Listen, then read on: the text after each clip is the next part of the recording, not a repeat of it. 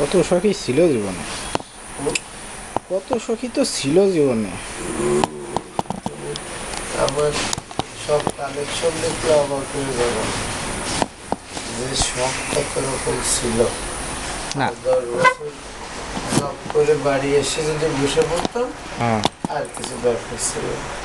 50 লাখ টাকা থাকলে আর কিছু লাগে? ও তো থাকলে তো আর কোনো চিন্তা করতে হতো না। এসে বসে দেখে লাইব্রেরি এখন নাই তো কি করা যাবে। ছবি আঁকতাম আর এইসবই নেট নিয়ে রাখতাম। তোমার এমন একটা চাকরি করার দরকার নেই, তোমার 6 মাসের স্যালারি আমি দেবো, 6 মাসের মধ্যে তুমি স্ট্যান্ড বাই করে ফেলবে। আমাদের এসব ইচ্ছা ছিল বলে ভগবান আমাদের এইভাবে সিট।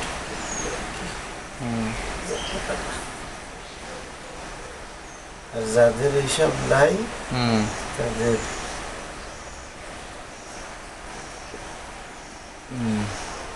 খোকন ঠাকুর কিন্তু আরো টাকা ইনকাম করতে পারে। কিভাবে বলো তো? ধরো খোকন ঠাকুর এই মুহূর্তে 10 লাখ টাকা ইনভেস্ট করে দিল আমাদের দুজনের পিছনে,